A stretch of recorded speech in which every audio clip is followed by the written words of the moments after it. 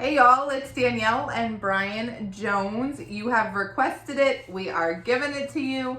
You wanted us to talk more about life as a big family. Yep. Yeah. We're not Life experts. is a big family. We are definitely not experts. I mean, we have a lot of experience on what to do, not to do. Yes, we can tell you what not to do. We can tell you a lot of things that don't work at Yes, all. so many things. But we can tell you some things that do work too. Sure. We've had a lot of successes here. We've had a lot of successes and a lot of failures. And a lot of failures. But we learn from both. That's right. Everything is meant to grow us and make us stronger. That's right. So when asking our viewers on live stream what they wanted us to talk about first, the topic was why homesteading with a large family. Okay. So I guess we would want to go back to why we started homesteading, because we didn't come from a homesteading background. No. At all. No, either we of did us. not. Our parents shopped in grocery stores. Yeah. And that's how we lived. Nor did we even in our marriage and through most of our marriage ever even think about having a homestead. No. Well, we've kicked it around a little bit. Not to this extent, I don't think. No, definitely not to this extent. No. We did not know, like, when we got a couple of chickens that it was going to turn into this. Right.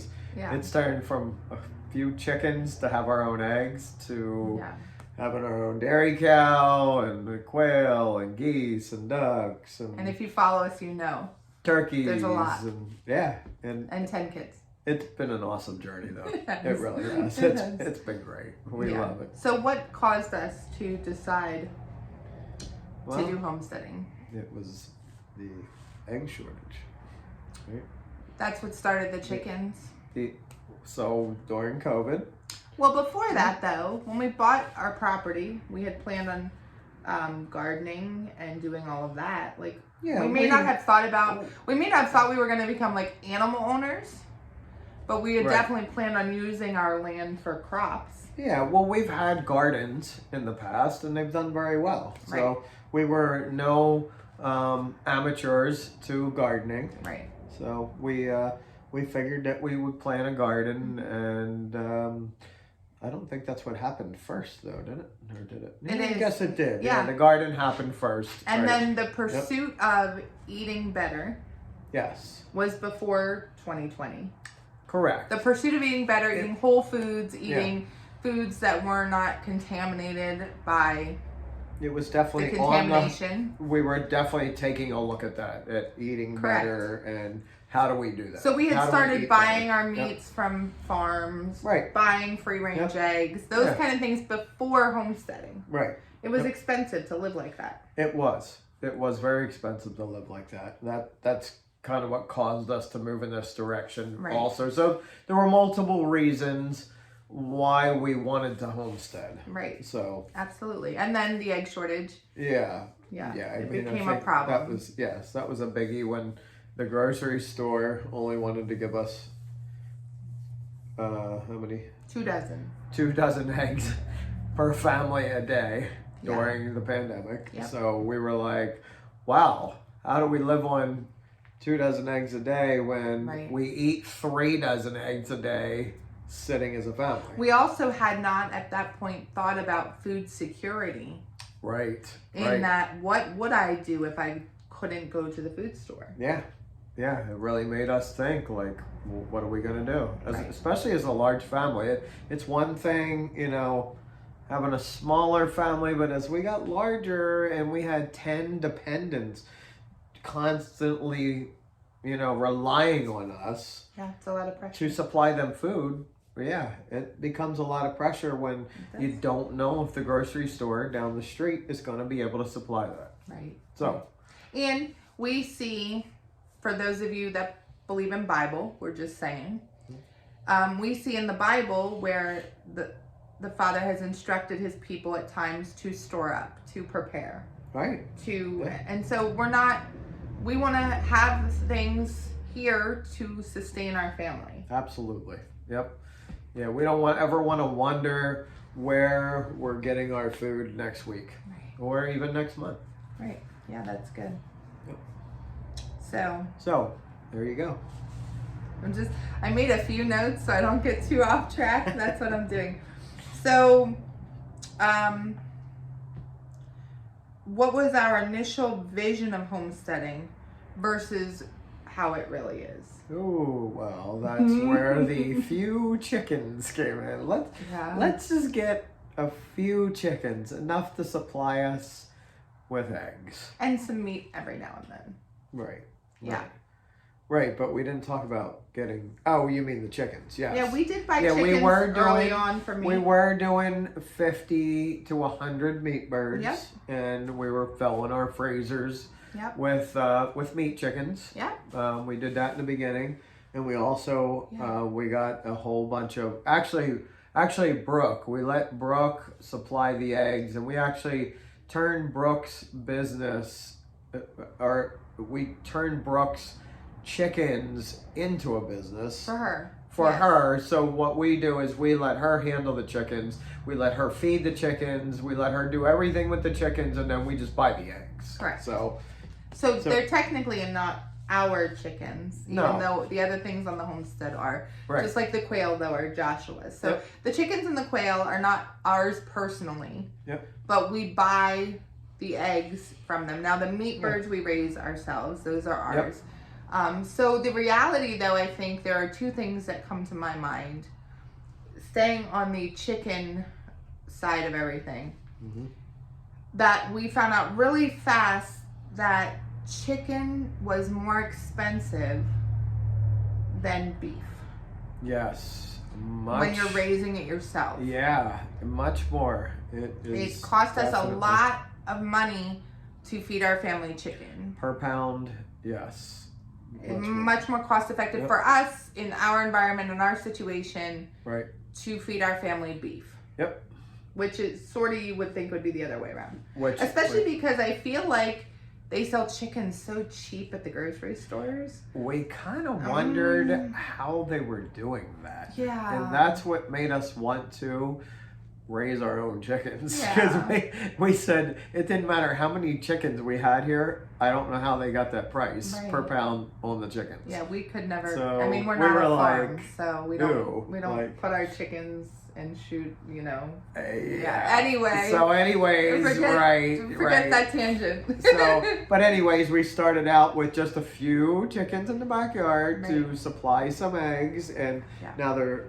And we had I think we had maybe 15 chickens to begin with. To start, I think somewhere around We had 15 chickens, and then they used to be just in this nice little area in the backyard, really kind of fenced very in, well kept all pretty. And now there's 40 free ranging in our backyard.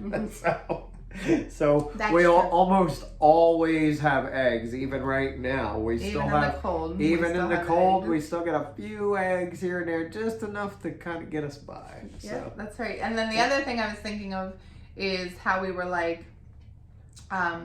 we'll have such an abundance of everything that we'll be able to sell the extra and it will pay for our homesteading, and homesteading won't cost us anything. Remember that thought process? And we found out since then that most homesteaders think that way when they begin homesteading, which is why a lot of homesteaders are not homesteaders anymore. So, but see, we had other reasons. We did think that it would pay for some of it, but it really doesn't. We wind up using most of the products for our own use, and that's okay because we know where they come from. They come from our backyard, they come from our pasture, they come from right here on our own property. So as far as our eggs, our dairy, and most of our meat, I would say almost all of it now. We almost got all the meat covered. Yeah, and I would say that we're probably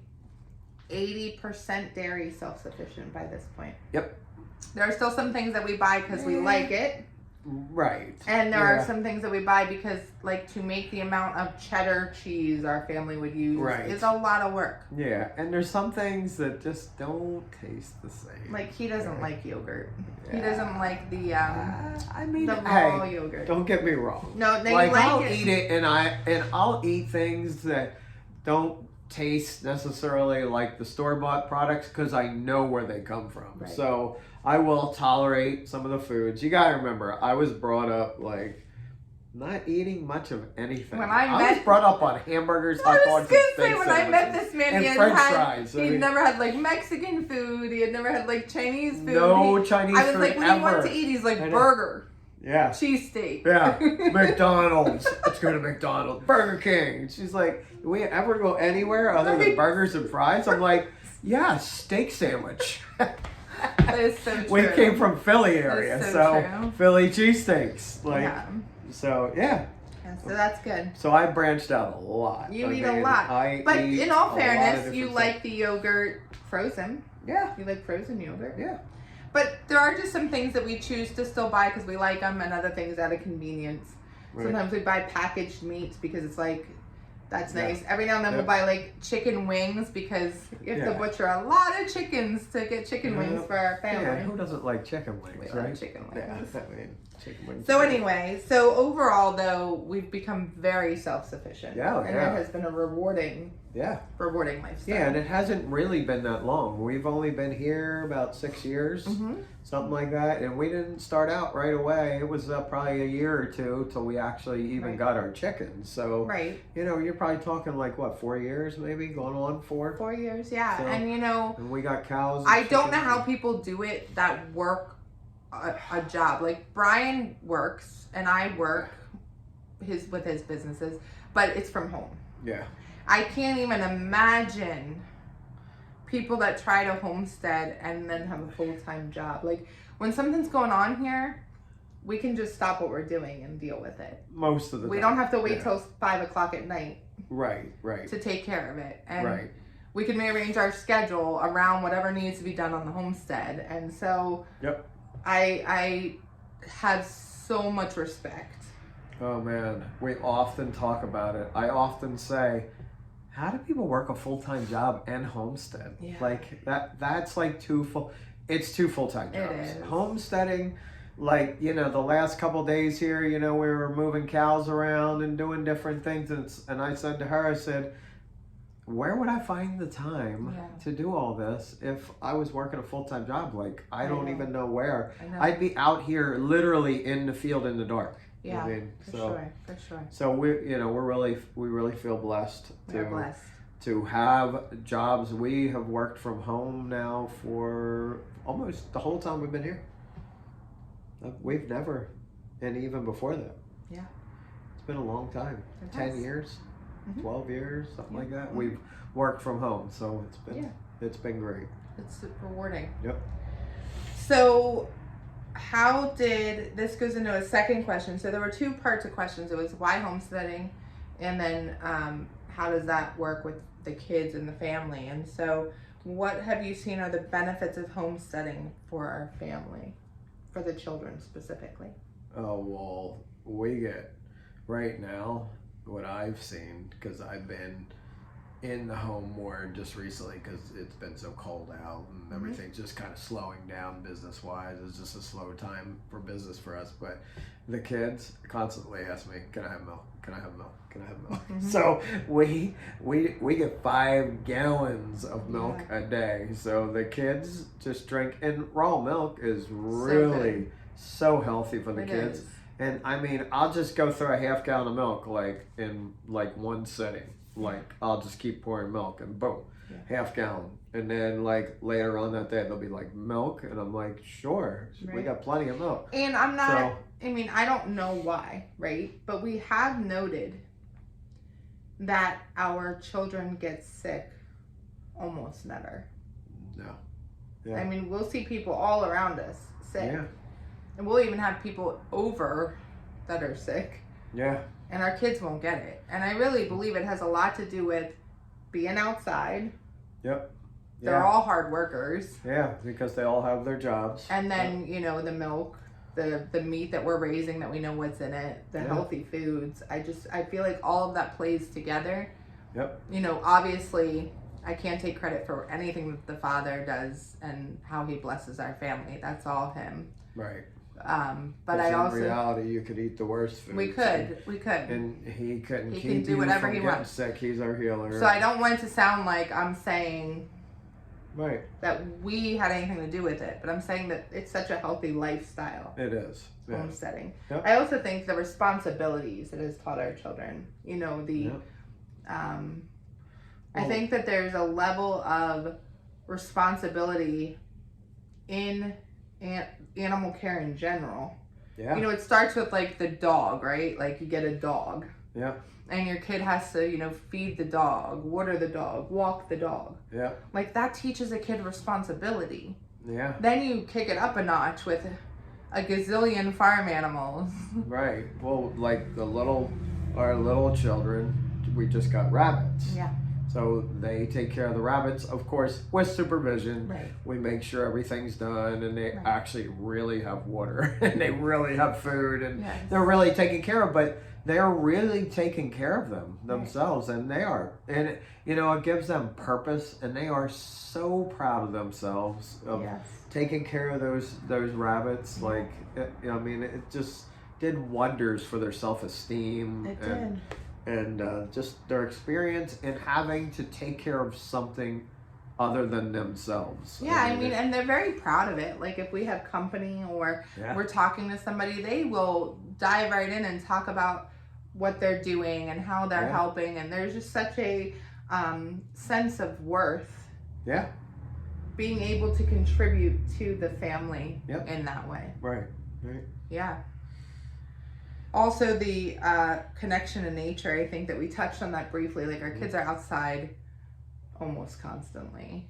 So, even when we bought this house, it was the option. When we were looking at houses, we had two ones that we were thinking about. There was a few, but two two main ones. One had a much larger home and a smaller property. Right. And this one that we decided on had a very small home, larger property. And I remember us, you know, discussing it. Our children will be outside most of the time. The small home isn't going to be a big deal. I mean, we had just come not that long before living in an RV for 5 years. Right. So space was never like, we need space, right? Like we were never really. Right. But we were renting a home that was pretty good size. We had rented when we were home, when we were searching to buy a home. Right. We were living rental. Pretty nice in a rental. Yeah, right. It was pretty so great. we knew we were going to go back down. Right. To give the kids a property. But I think especially you, having grown up where you were just going all day. Yeah. I didn't have that childhood, but he did. Yeah. And how much that meant to you as a child. Like just being outside and doing boy things and fishing and biking and just running constantly. And that is what we have. I mean, our kids are rarely in the house. Like they have their schoolwork to do, they have whatever household chores are assigned to them, and whatever free time that they have, unless it's like 120 or 0, which is a small portion of the time in Texas. Right. They're outside. But we even bought them this really big pool a few years ago. Yep. And so even now in the summer, they're outside most of the time. Yeah, so, when it's 120, they're in the pool. Unlike, you know, today's kids are on video games. Yeah. In front of the TV. Yeah. I mean, on social media. I mean, even our daughters have phones because they drive. Yep. And they both run a business. But there's strict guidelines in our home about how often there's going to be phone usage. Absolutely. The boys do not have phones. Nope. Our 15-year-old, our 14-year-old, they don't have phones. Nope. They're not driving. They don't need a phone. They don't need access to those things. Right. And our girls, aside from running their channels, don't use social media. Yep. There's no Facebook. They're not using it for anything other than running their channels. Nope. And we want to know what our kids are saying on the internet. 'Cause the internet can be great, and there's tons of useful information. We've learned so much off the internet. The internet can be good, but the internet can also be very bad. That sounds like it could be a whole other topic. Yeah. I think that sounds like a great topic. That actually does sound like a great topic. Yeah, we can talk to you a lot about the ins and outs of internet usage, cell phone, tablet usage, TV usage. Brian used to own an IT corporation, and this was 15 years ago. Yeah. And even back then, so many parents would call him and be like, can you please set something up on our computers? Yeah. It was bad back then. Yeah. It's got to be so much worse now, but let's get back on track.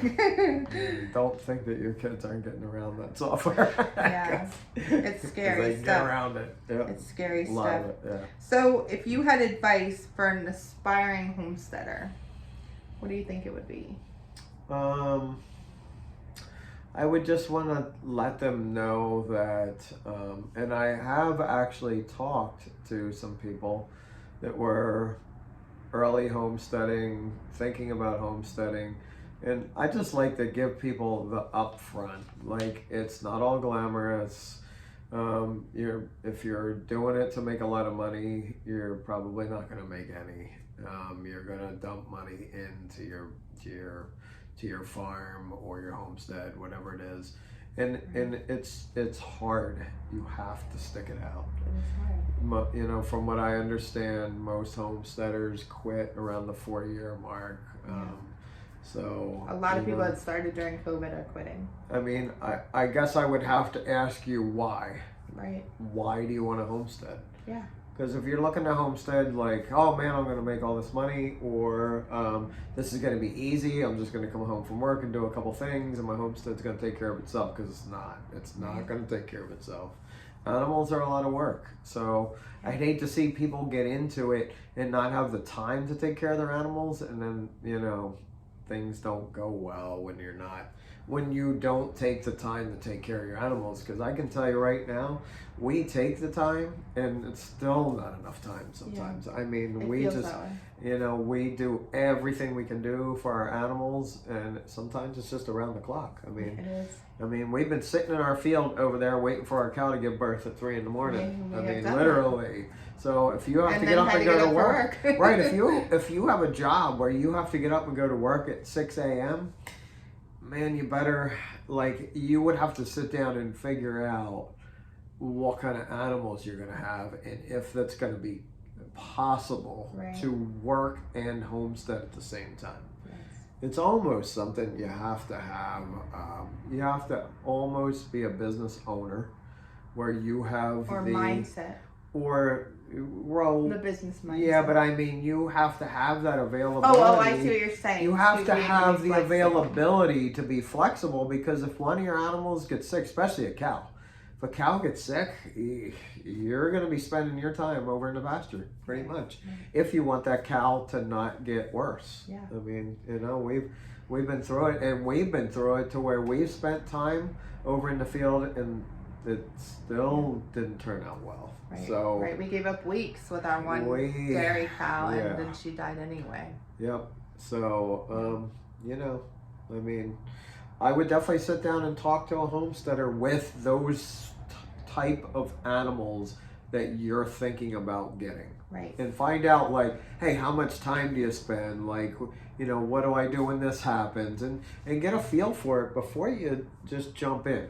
Yeah. Hey, it's not for everybody, but it is a great way to be self-sufficient, because that was the word we always used when we were homesteading. How can we be more self-sufficient?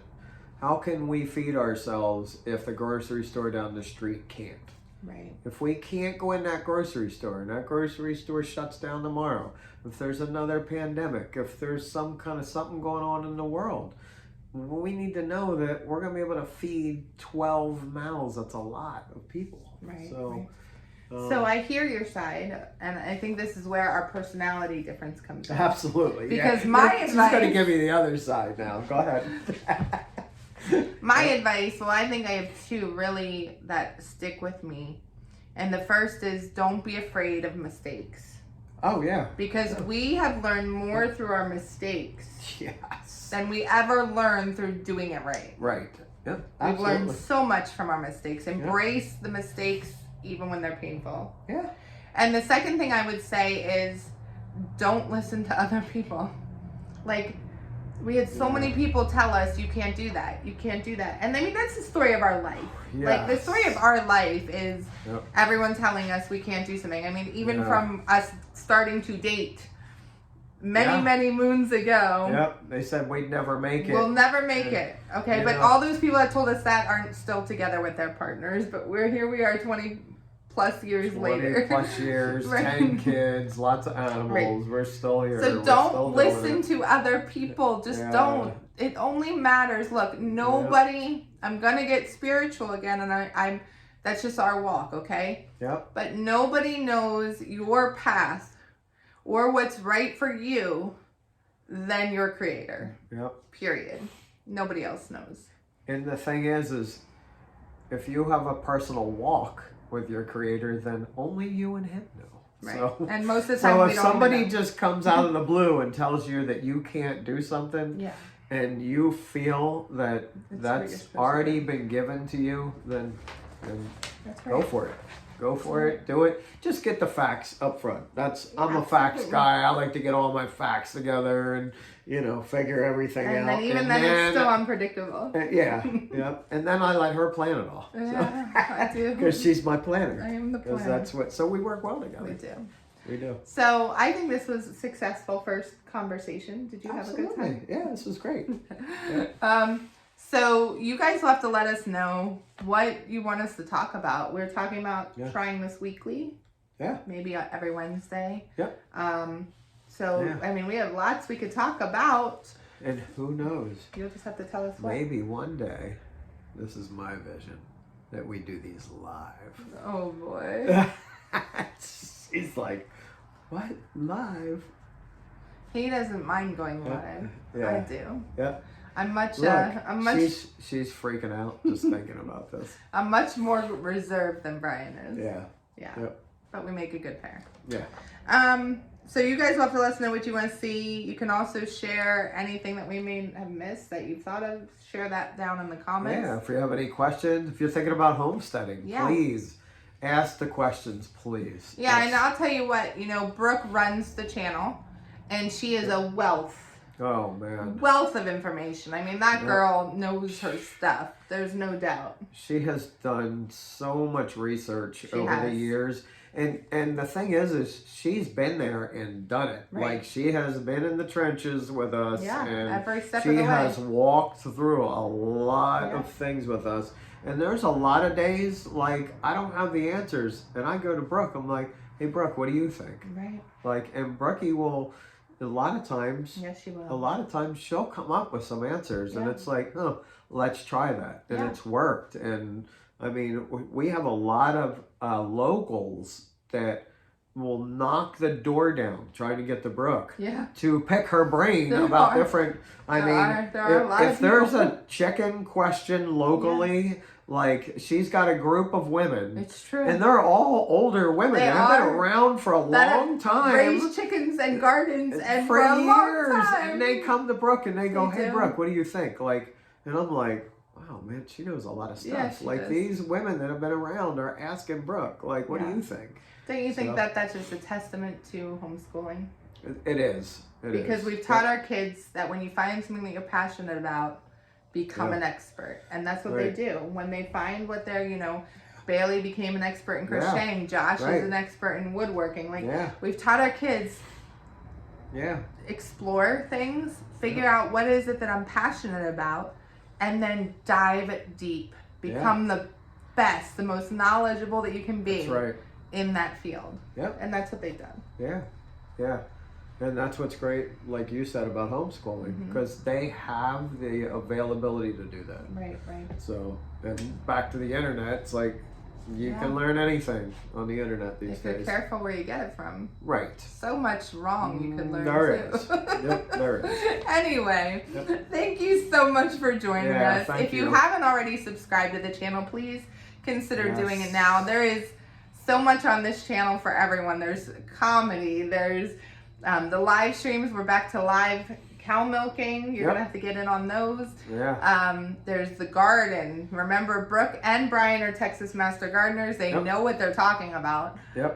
So much to catch up on. So Subscribe, like, share us out with your friends, and we just appreciate you being here for this conversation.